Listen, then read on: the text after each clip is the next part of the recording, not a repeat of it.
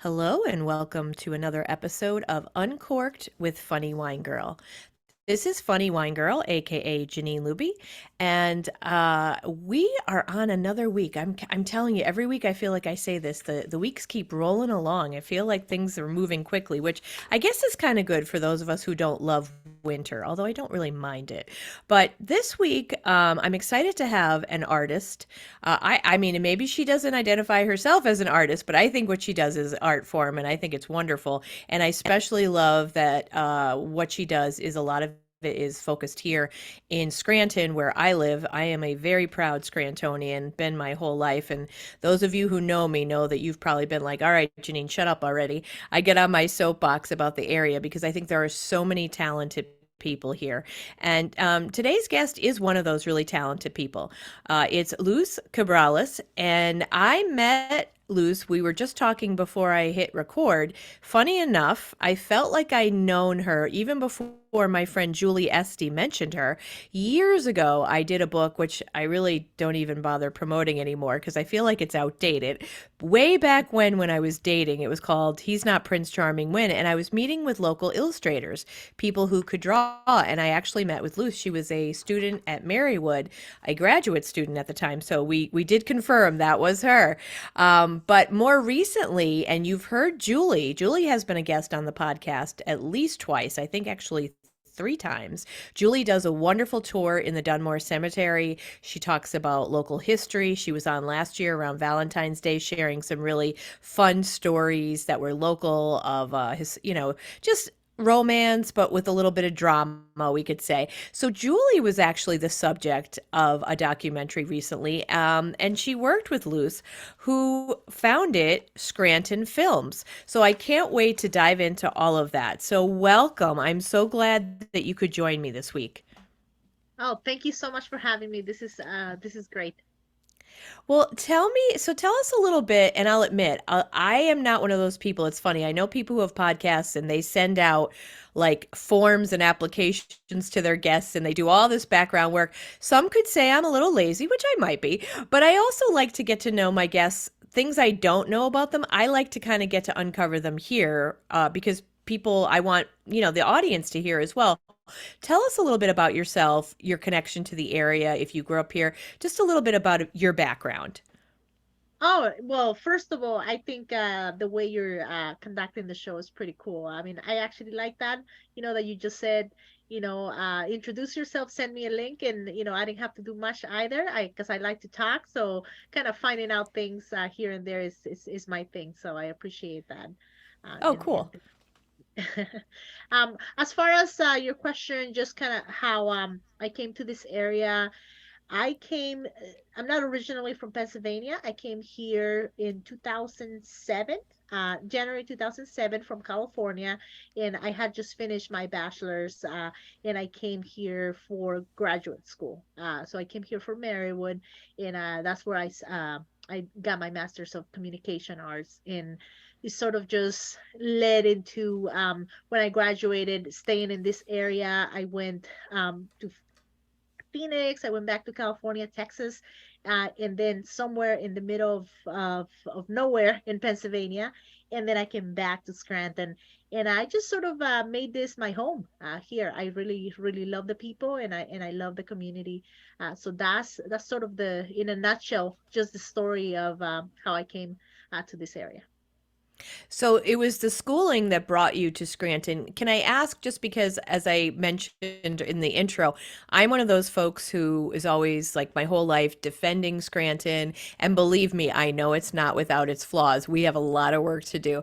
But when I run into people who are like, there's nothing to do here, and I'm ready to like smack them around a little bit. I do that mentally and then I calm down because there is so many, I believe, talented people and good people here. So, but that's my opinion. I don't want to put it on you. What was it about the region that you were drawn to so that you did come back here? Well, the first thing is that I hear from people as well is like, why are you here? Like why did you come to Scranton? How do you hear about Scranton? Just on that, my friend was getting his illustration degree at the same school that I was getting, and one of the instructors was teaching at Marywood. And he was like, you want to get your master's? You guys want to do this? That's the place to do it, as far as illustration. So he was like, you know what? I'm gonna go to Scranton, and he just talked so many good things about Scranton that it made it look really nice, right? And I've never been in the East Coast. I actually never really had experienced much snow, so I really didn't know what to expect. But when I came here, I really did like it. I used to live in the downtown, by Clay Avenue, so it was very nice. It was a Jewish area. There was a lot of diversity, so I really did like that part of it. And I haven't experienced the whole um, small town environment, because even though I come from a small town in Mexico, when I came to California, we lived in the city. So that's where I grew up. So when I came here, I kind of like that. I really did like the idea of having, like, maybe not locking your doors all the time and being okay. So it was just kind of like that mentality. I was like, I really like this. And it kind of just led into things. I met some wonderful people in this area. And as far as people saying that there's nothing to do, there's a lot of things to do here, right? Like, you can do so many things, and there's so many wonderful just landscapes that you won't find anywhere else. I agree wholeheartedly. I think that's wonderful.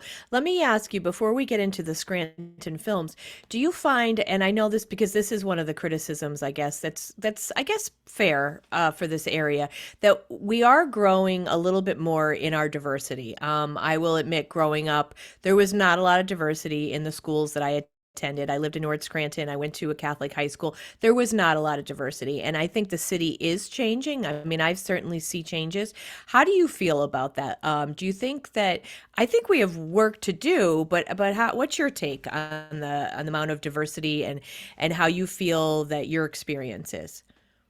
Well, when I came here in 2007, I definitely saw that, because first of all, it was culture shock, not because of lack of diversity, but because I was experiencing different type of diversity in California, right? You see a lot of Hispanics, you see a lot of African Americans, you see a lot of people that are coming in because that's where the border is, that's where they travel. You get a lot of that city feel like. Then you come here, and it's not that there wasn't diversity, it was just a different type of diversity, right? And I really like that now is getting to be more inclusive. There's a lot more than it used to be back in 2007. And it's also, I think it has a lot to do with art. It has a lot to do with people, artistically just expressing themselves, and then getting other people to see that. And we're sort of all growing a community around here. And like you said, yes, there's problems still everywhere. There's going to be problems everywhere, but we have to. What I like about this area is that they kind of work around that, right? They try to work around that. And I have seen a lot of that change between 2007 and 2023. It's a completely different, Northeastern Pennsylvania. I think at least on my, from my perspective. I, that's encouraging to hear. I agree with you, but I think that's encouraging to hear because I know I get biased a lot because I've been here and it's my home since I've been born here, and I get a little protective, and I do see that it needs work. But like you said, to your point, and I say this a lot to people too, no place is perfect, right? So there's, depending on the city, whether it's large or small, there's always going to be work to do. So yes, as long as we're aware of that and we're working on it, and I think that's good. I think that's a great place, if you don't mind, for us to talk about. So you're the founder of Scranton Films, and I'd love for you to talk a little bit about that. But I also would love for you to talk about a recent project because I think it follows suit to the whole idea of diversity. Palettes, it's called, right? Exploring the color of PA. I just think that sounds, and I love the way the title is, like it's PA in the word palette, which I think is very cool. Do you want to talk about Scranton Films, when that got started, and then talk about this particular project? Yes, yes. Actually, I'm very, very excited about Palette. And before I talk more about the project, Scranton Films, the purpose of Scranton Films was just to lead into the whole conversation, it was about people saying that there was nothing to do here. There was nothing going on artistically, especially in the filmmaking industry. A lot of people were living to Atlanta, New York, California, other places to find work in the film industry. And I said, well, I was sort of in that same position. I was like, well, what do I do? Like, I already been in California, I've already been in the big city and I like this area. So why not start filmmaking in this area? And I just made it a point, a couple friends, get people together and we started a group of filmmakers in this area. And I just started just to make films for us. It was more to make films for the community. Uh, and I think that's what we've been continuing to do since 2017. Officially, I founded Scranton Films, and then one project leads to another. So after a few projects, which I could probably talk about a little bit later, came Palette. Palette is sort of the that came that came to be. First of all, it was a grant from Lackawanna Arts. They had a grant out in 2020, which unfortunately because of COVID, the art, the art suffered, right? And they were giving out grants to artists to do something uplifting. And I applied and I pitched the idea of a show for children, right? Because I think a lot of times we forget that the children are the ones that are suffering the most because they don't know what's going on. And I said, well, how can I make it to be something that is not necessarily about COVID, but is about children? And I said, well, what better thing to do than art? Like children need to learn about art because that's how they express themselves. That's how we, as adults express ourselves. We may not do it as kids do it, like kids see the world completely different than we do. And that was one of my intent. I was like, I don't want that to be lost for someone who is 9 years old and they're already thinking about just watching the news and all the crazy stuff that's out there. Why not switch it around and make it about art? And that I did get the grant and I was able to do a 5 episode series with a little girl. Her name is Jolie Cook. She's amazing. My friend Julian Santos wrote the whole series and Charisma Horovanik helped me with the sets and produce it with me. So we all got together and we made this little 5 episode series about art and community and a cat named Taffy. That sounds great. Now, is that something everyone will be able to watch, or is it going to be like premiered in something locally in a festival or something? Well, we did have a premiere already. We had a premiere a couple months ago at the Lackawanna Children's Library. We had a nice little event where we invited children around the area and family and friends, and we had a very cool screening for that. And then now I'm in the festival run, which means that I'm sending it out to whoever wants to see it, whoever wants to screen it everywhere else. I submitted to a couple local festivals. Right now, it did get selected to play in India, which Mumbai, I think that's how you pronounce it, in India, and then in Peru. So that one is coming up in February. So it's pretty exciting because I had to do subtitles in Spanish, and it was really cool seeing it, come to life in another language where other kids will be able to, experience what all the hard work that we did. That's exciting, and I apologize. I did not know that it already happened locally. I wish I had seen that. But that's wonderful that it's going to be, you said in Peru and Mumbai. Can you tell us a little bit? So, is it one actor that's in the difference? Is it about her doing artwork or expressing, like connecting with other people across the world? What's the kind of the theme or the concept of the series? Well, the show is think of it like Sesame Street, right?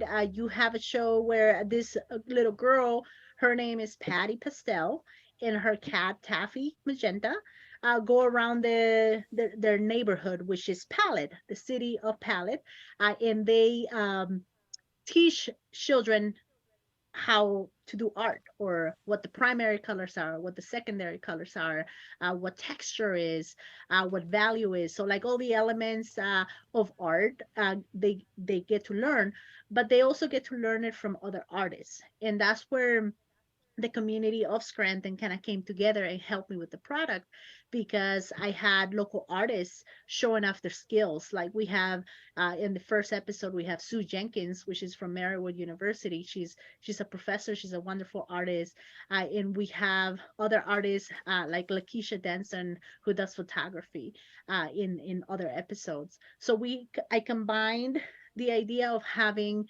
a talk show, which is, Jolie, Patty Pastel is the host, and Taffy, and they tell kids, hey, like, do you know what texture is? Do you know what value is? And then they show it. And I also have some animation in it. The cat is a puppet, so he can't communicate because he's a cat, but he communicates in emojis. So it's also a nice little thing to get other children that may not be able to communicate the right way to understand in a way just what is happening in the show. Well, that sounds wonderful, and it sounds very relatable too to kids on a very important topic. And I love that you've included you had the partnership with some local artists, which is wonderful. Yeah, that's great. Um, do you want to talk about? No, I know. Want to talk about some of your other projects. I know you did something with Julie, and then before I hit the record, we talked about you worked on that championship season, and that was a documentary about the making of the film, that championship season, right? And I remember being a kid, and I remember that was a really big deal that that was filmed in Scranton, and that they were at the Naog Zoo, and I think oh, Martin Sheen, Bruce Dern, they were some pretty big actors at the time. And then I guess this documentary is about the making of that movie. Is that right? Yes, it's about the city of Scranton and how they got together as a community and helped Jason Miller, who was a native of this area. Well, he lived in this area, and helped him make his film. So it was really cool because uh, I personally was not here at that time, obviously, but I was able to meet a lot of the background artists, actors, actresses. Some of them may have had a line in the film, and I was able to meet them and just hear their story. And it was such a good experience because you really got to see their eyes lit up, right? Every time they talked about a moment in time when they were really happy about something that was happening here, and how it changed their lives. And it also how it changed for Scranton, not necessarily right away, but just how it started building confidence. And in the documentary, we have a lot of we have the mayor of Scranton, Paige Cagnetti. We have a lot of local businesses that were this movie was an impact for them when it was happening. So it was really cool seeing that and how the development started, and just how, unfortunately, like at that time, I think Scranton was in a very depressive mode. It Mm-hmm. was very hard, and it just kind of lifted up, maybe, for a few months, and then, like, just how art can somehow bring people happiness. Absolutely. And you mentioned Jason Miller, and, he was like an icon for this area that he lived in town. And I remember, in fact, gosh, it was probably 15, 18, 19 years ago. The Scranton Parade is a pretty big deal. And it's, of course, also a very big drinking day. So people spend time in bars, and there's downtown, there's the Liederkranz, which is a German club, private social club. And my dad was a member. And I remember I had a friend here from Maryland who came to visit. He was so excited to see Jason Miller in that bar and go up to him and ask for his autograph. And of course, I'm sure there are many stories about Jason Miller in the area, but it's so nice to have people like that who do try to bring the arts and make the arts happen here, because you're right, that was a real I just remember being a kid knowing that was a big deal, like that was genuinely a big deal, that production was here. And to hear you say that the people will light up even remembering their part in it, that means a lot to people. You know that that touches their hearts. So tell us that movie or that documentary, I should say, that played this summer, this past summer, I believe, at the Circle Drive-In. Is that right? Correct. August 18th. I remember very specific because that was my birthday. And it was a very, very cool night at the Circle Drive-In. A lot of people came and it was just very, very nice being able to see all the people that really cared about seeing other stories on the screen. Well, and what a great way to spend your birthday, right? That's very cool. Now, is that that documentary, can people purchase it or how can they see that now? Um, we are on a festival run as well for that festival, but I'm sorry, we are on a festival run for the documentary, but they can also buy it for that specific documentary. I have DVDs available. I believe there are 20. I did produce that with Bob Savakinis, which is another filmmaker in the area, and he I think we have just a couple left, but we're looking to order more. People love buying DVDs still, which is surprisingly, but I mean, it's one of the things that I learned about making this documentary, that a lot of people from that time really want to have something in their hands as well. So we do have that, and we are gonna also have it online probably in a few months once we finish the major festivals and see if we get in. That's very cool. And you're right, that idea of having something tangible, I think that still means a lot to people, maybe different generations, but it's that idea of holding on to it, which is it's a nice piece of history, a nice memory there. So I want to touch on just because, and I'm so sorry I did not get out to see it. I remember I think it was this past fall there was a showing and I didn't make it there, but you did a documentary that involved Julie and the dearly departed players. And I know that was already shown locally. Could you tell us a little bit about that project? Because I know some of my listeners are familiar with Julie. They know that she does a great job every fall in the Dunmore Cemetery. So what was that like? What was that documentary?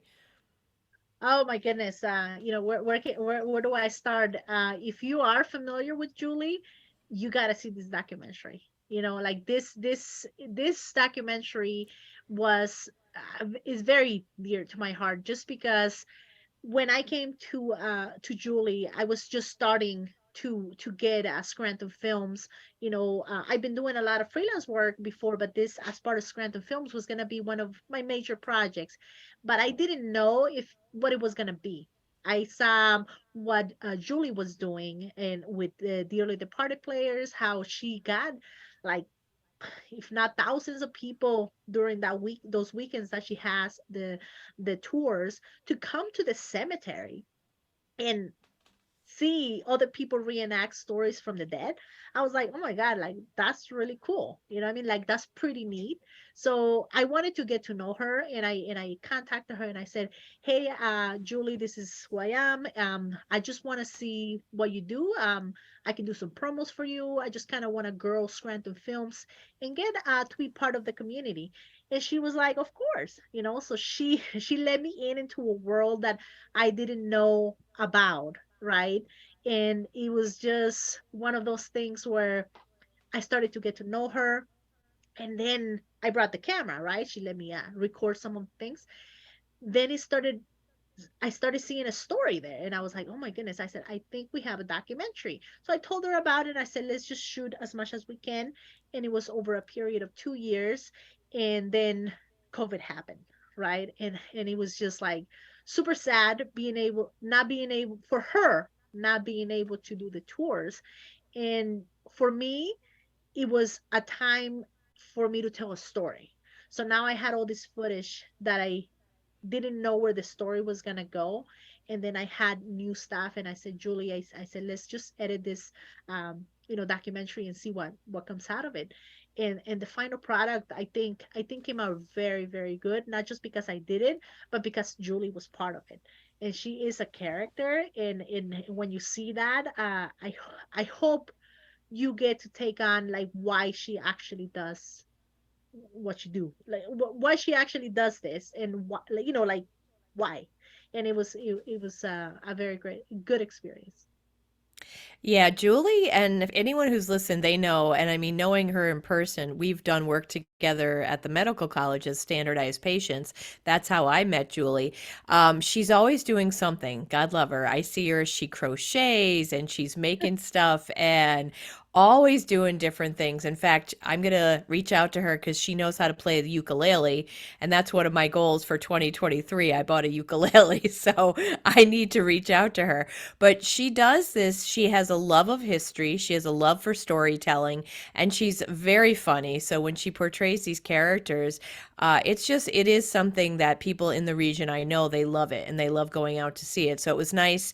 I got to see it in person this year after we're kind of coming through the pandemic. As you know, people are still getting sick, of course, we know, but things have calmed down. So people were able to go to the cemetery again. And it was just great to hear the different stories. So interesting. So let me ask you, that one, is that entered into festivals too, or how do people get to see the Julie documentary? Um, that's a good question. I think I have it online now, if I'm not mistaken. If not, I'll check after this. I don't think it's a private link. I think it's for people to watch. But that documentary is also available on DVD, for people who need it. But also, it was, I mean, talk about a festival run for that. It was one of the big surprises, as far as my projects go. It got into so many festivals that that were international, and we were so surprised, not because I didn't think he will get in, but because I think people fell in love with Julie, right? And they fell in love with the character, and they were wondering about her. And that's where what it did. I think I did that for about a year, where it just went all over. The world, Italy, like, we won. I think I have it up here, an award, for best documentary. So we were very happy about that. But I believe you can watch it online. If not, I'm gonna put it up because I haven't checked. I haven't updated that yet, but it's definitely available for people to watch. Anyone can contact me for any of those projects if they want to see them. I can always send a private link if we're not ready to put it out there. Oh, that's great. Well, congratulations too on the popularity and the award. That's got to be such a nice feeling and a nice source of pride when you do that because you're reaching people like that's amazing. All across the globe are seeing your work, which is really, really cool.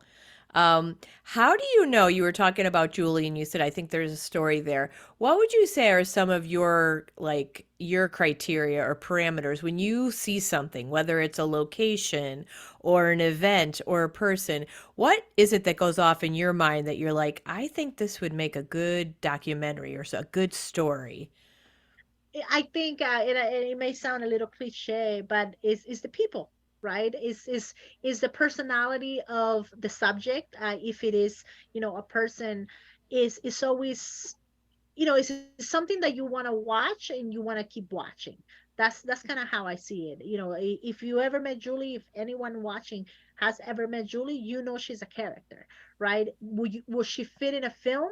Definitely, right? And that's kind of how I see it. I always portray them like playing a film, or being in a film, and see if people are interested in it, and it's in their personality. That's sort of kind of how I see it. Because there's ideas everywhere, and you can do it, no problem. But if you don't really have the character, the heart, like the person or the subject doesn't appeal to somebody specific, then it might be harder to make a story. But she made it very easy because she had something that was, very like, niche, like not everybody's going to the cemetery to do these stories. So I already had something there, but I was like, okay, so how do I make it interesting for people to stay?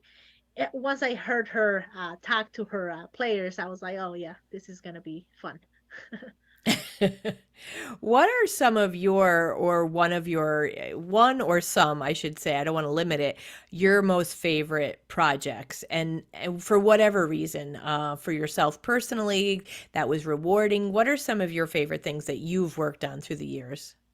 Um, I worked on a lot of things for a lot of people, and I always cherish every one of them because they always taught me something. One that I really do love is a short film that I did, is Sing to Me. It's called. That was back in 2019, and that was a very very good film that even impressed me, like the way I did it, because I really, it took everything out of me, right? And I really put the heart into that, and it was with two small children as well. I was working with them, and if you've ever worked with children, it's very very hard. I didn't think so. I thought it would be easier. But they are very specific, and you got to be very careful of what you say, because they'll be like, you told me to say that, or you told me to do that, right? But that particular film just was it had a very good message. It was about, unfortunately, about death, but it's more about grieving, and grieving for a child, right? And it really did. Um, I had to put everything towards that film, because I needed to make sure that it was a great representation of not just the actresses that were there, but also just of the story that Julian Santos wrote for it. And I like to say that has been, one of the best projects I've ever done. Not that any of the other ones aren't good. They're great and I love them.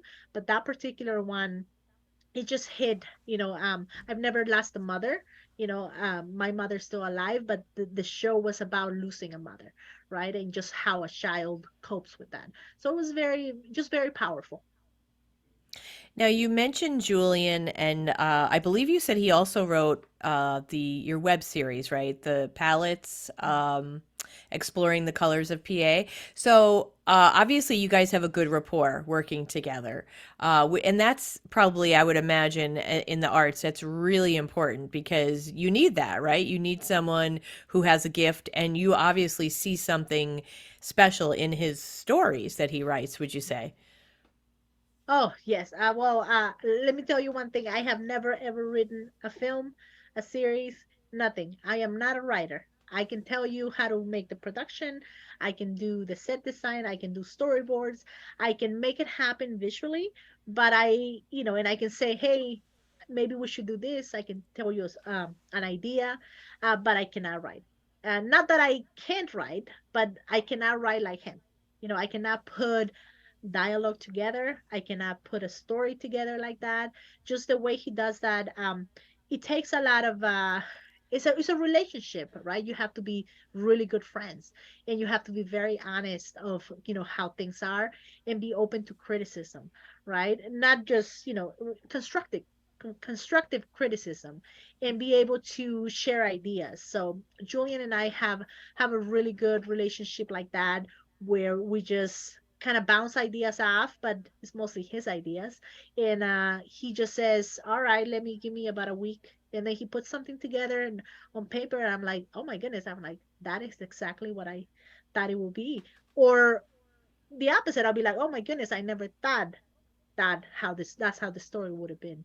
And he's always impressing me just with that. But I think it all comes with having, to just be confident in having that respect as artists, that he has his process, but he's also, okay giving me constructive criticism, and same with me. And that is so important. Absolutely. And it's also, I love the fact that you know what your strengths are, right? And what you said, I'm not the writer, he is. And I mean, sometimes I think our egos get in the way, right? Maybe people are like, well, I can do this. But knowing your strengths and then knowing who you can go to who has maybe different strengths and then coming together to make something wonderful is a really great thing. Are you working on what's your next project, I should ask, or is that something that you're looking for at this moment? There's always something, we have so many scripts that we always want to make. We used to be able to put money out of our pockets, but now, that I have to pay, my rent is higher, expensive, things, like it's really hard to do it and do it good, right?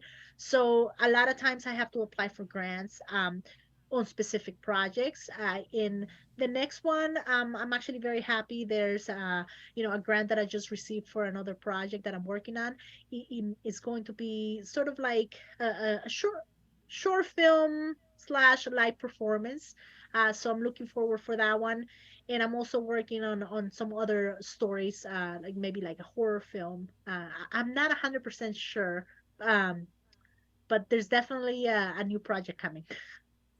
Oh, that's great. You mentioned it's interesting because I meant to ask you about that. I was looking on your website. I'm a fan of horror films, and I noticed you have they're shorts, I believe, right? You have a good number, maybe a handful or so of short movies that are horror stories. Now, were those written by Julian as well, or is there a variety of people who wrote those? Actually, on the website, sorry, my cat is sneezing here. He everything that I have on Scranton Films that is like made for Scranton Films has been written by Julian. So he has written horror films. He has written the drama and even some of the promos. He helps me with that. Like if I do promos for businesses, but the only one will be like documentaries. They're a little bit harder because you really can't write them. But he also has helped me with the like editing part of it, not necessarily the technical part of it, but just editing like the story, how it is. I do have a couple of collaborators that I'm working on to do their scripts. That way, it's not something that I have written or well, Julian has written, and I think I have about two that we're working with other writers right now. And with the documentaries too, it's interesting that you mentioned that they are different. I imagine sometimes there might even be what a little bit of like research too that might have to go into that, whether it's interviewing people or maybe looking facts up or going to the library, this historical society or something like that. Yeah, well, actually, just a good example was obviously Julie's documentary, but it was the Scranton Championship season that I did with Bob Savakinis. He said he came to me and he said, "Luz, I have this idea. I've been trying to develop this because it's going to be the 40th anniversary of that championship season. So I wanna do it. This is what I have." He gave me all the resources and all the information about it. And he says, "This is the people that I can interview. There might be other people. Can you help me with that? Can you, do you want to partner and do it?" So that's kind of how it came. It didn't come from a script, as it always kind of does in my experience. That one came from like, this is the research I have. Can we make something out of that? And that's sort of how it got developed. And as you're doing the documentary, you have an idea and you have a base foundation of what the story is going to be about, but you really don't know what the actual story is going to be about at the end. Even though it's about the 40th anniversary of that championship season, I still have to tell the story in a way that you're going to stay for the whole hour, right? And it's going to be interesting to you because it is a documentary, and it's very hard to keep audiences engaged because unfortunately documentaries tend to be boring, right? And I like to make them about, again, about the character a little bit more like I would do a film, but with the stuff that I already have, and I can't necessarily get more, if that makes sense. Mm-hmm. Absolutely. It's interesting. I notice, and maybe it's maybe the I don't know if it's maybe a change or a turn in how documentaries are being made. Like on Netflix, that's something I've been watching more of over the past like 2 years. And again, maybe for me, it's probably accessibility because it's not something I'm going out to the theater to see. It's right there on Netflix. Right. I find myself watching a lot of documentaries. And some of them, to your point about like Julie being an interesting character, some of them, I guess, the way they're doing it, they're really focusing in on personalities, like you said, and that's I think what kind of lures a lot of us in to watch the whole documentary. Right, right. And just to give you an example, like Julie's documentary and Scranton Championship season are two different types of documentaries, even though they're a documentary. Julie concentrated more on like following the subject, following the story, because I didn't know what the story was going to be about at the end. And then the Scranton Championship season, I sort of knew what the story was going to be about. It is about the 40th anniversary. It's about someone made a film in Scranton, but I still needed to put that all together to fit with the, who are these people, right? So it was more informational, your sort of it's a retrospective type of documentary versus Julie's was more of a let's follow the action and see what happens. And that's why there's a lot of a handheld in that documentary where I'm following Julie with the camera, and the camera is telling the story. And on this particular one, the Scranton Championship season, the people were telling the story with interviews mostly. So Which you're right. You make a good point that they are different styles and they might appeal to different people even. Let me ask you, not things that you've worked on, but as a viewer or a consumer of film, what do you like? I like everything. I like everything. I've seen pretty much every genre. I really do enjoy a good documentary. If it's done well and it keeps my interest within the first 10 minutes, I'll keep watching. But I love drama. Drama films are just, I think there's just so much that you can get out of a character. Um, and again, I mean, I've loved children's educational shows all my life. I think sometimes I'm a little bit of a kid myself. I love puppets. I love to like, find little, trinkets, things around that I can do some sort of animation and things like that. But I think a drama is sort of kind of what I'm drawn for, other than Back to the Future, of course, which is, a comedy, drama, science fiction, pretty much everything in one. So that's one of your favorites? That yes, I like to say the Back to the Future trilogies is the my favorite film. I do love the Wizard of Oz. I think just that idea of, you know, a world that is not, like you can imagine a world that is beyond what you're living is also very very cool. Yeah, that I mean that whole concept's a great idea, right? To escape a little bit, I guess, but imagine yourself in a completely different kind of world, which is it takes a great imagination, I would think, to create something like that. Um, well, that's cool. How about I'm just curious for myself, is there a favorite documentary that you have or anything recent that you saw that you liked? Uh, I s- so, so I like documentaries, which is this is gonna sound like investigation discovery, sort of like murder mystery documentaries, which is sort of like the whole other spectrum. I think I just watched one. I'm not sure the name of it, but it was like the Killing Fields, I think it was called. Oh, in Texas, yes. Yes, yes. It was like, I think they did it in like different parts because now that's what they're doing, which is kind of cool. And I was watching it and I was like, am I gonna be scared? Do I want to watch this? And then I started watching and I was like, this is really good. And it was about just a specific subject. But I really liked that one.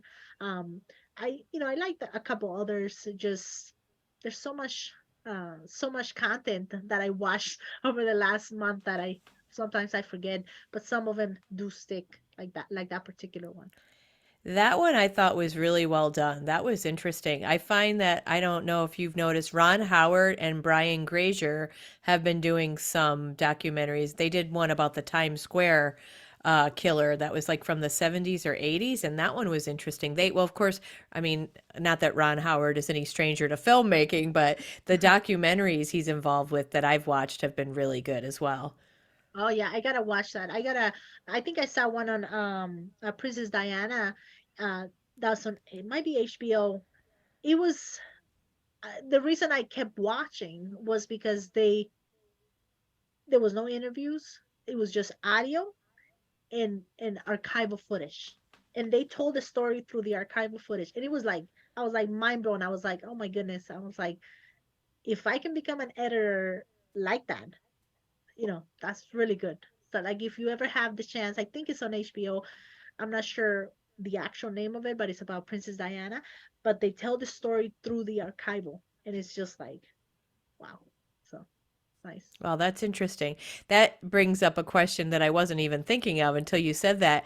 So, do you find yourself always in learner slash critique mode if you're watching films? Like, because obviously you were impressed with that and you thought, wow, if I could learn to edit like that. Are you able to turn that off in yourself, or are you always kind of watching for things that you can learn or critique?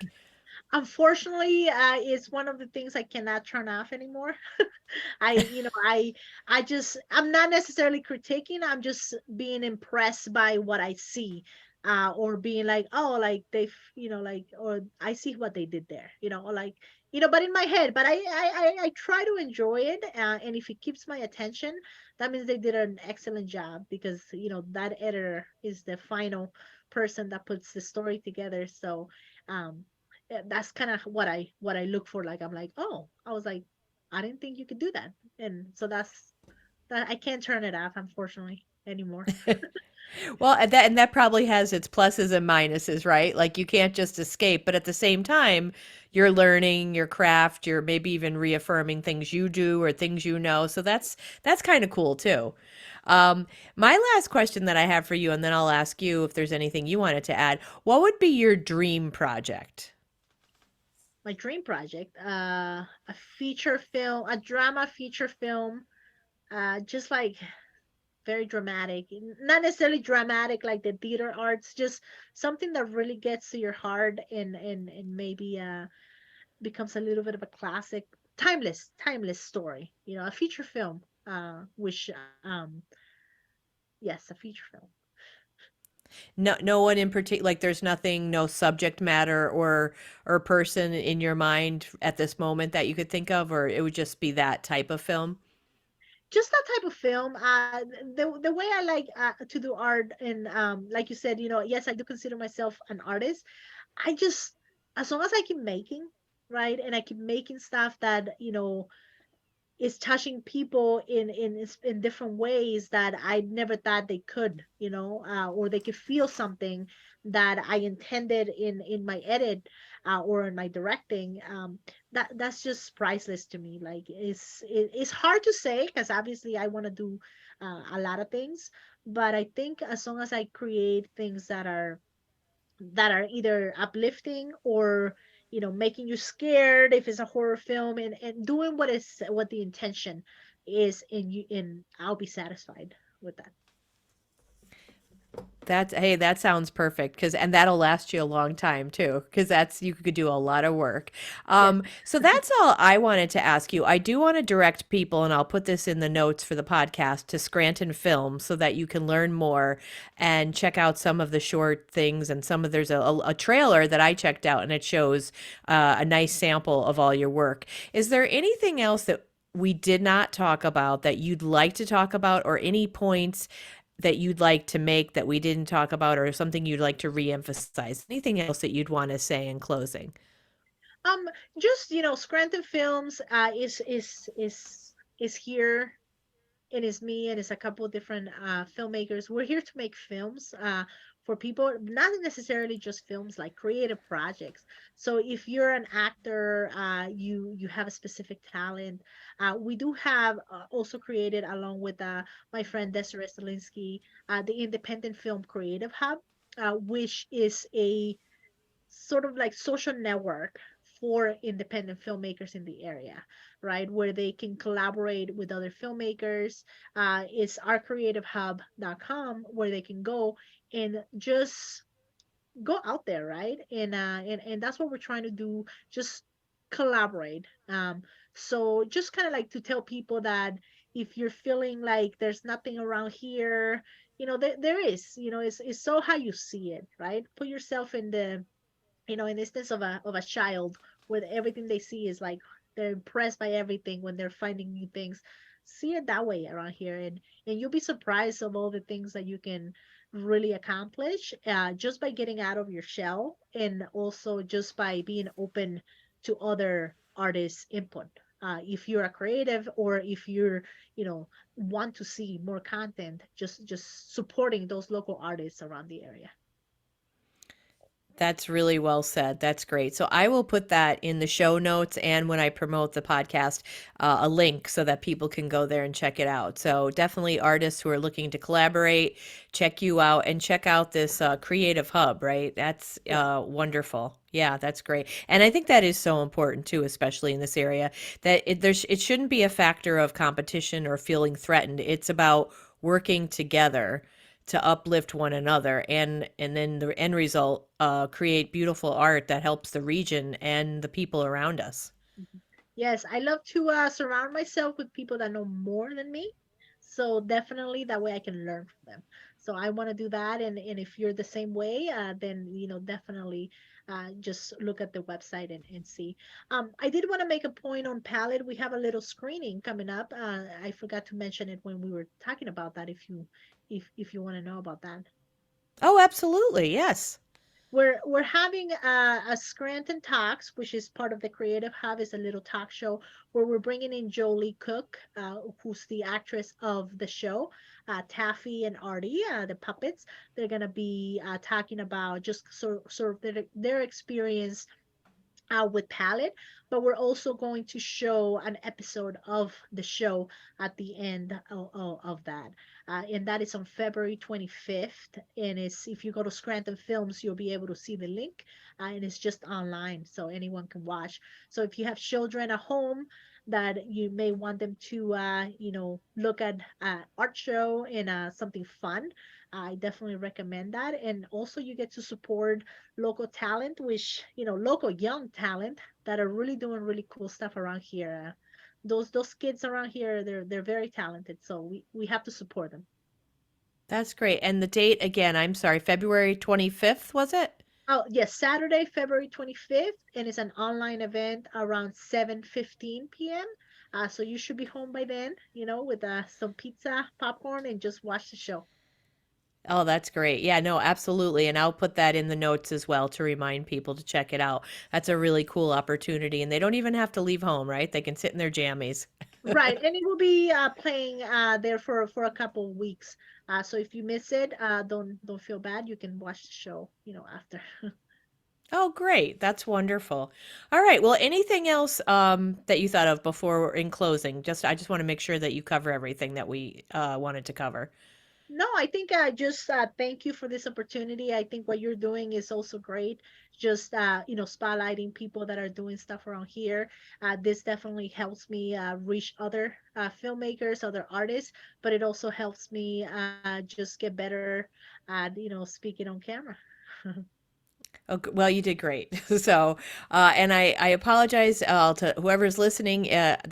If I've had some, hopefully there won't be audio issues, but if there are a few hiccups, I am just one gal in her living room and I'm working on it. But to me, the main thing is bringing you the content, the fabulous. Like I say, every week I like to feature a different woman. Sometimes I'll throw in the occasional guy, but I really like to uplift women in the region and share their stories. So as long as you can hear it, that's what makes me happy, and hopefully you get some information, some insight, and a little bit of entertainment, and that's all I could ask for. So that's great. Well, I want to thank you, Luz, for joining me. I'll have to thank Julie too and tell her what a pleasure it was having you. And to my listeners, as I always say, you know that it really means so much that you listen. And please, when you hear these stories, check out the websites and the people that I have on as guests. Check out what they're all about and reach out to them with questions and maybe collaboration, because I think it's so important. Human connection is just so valuable. What we can do together is amazing. So as I always say, I appreciate you from the bottom of my heart and from the bottom of my wine glass.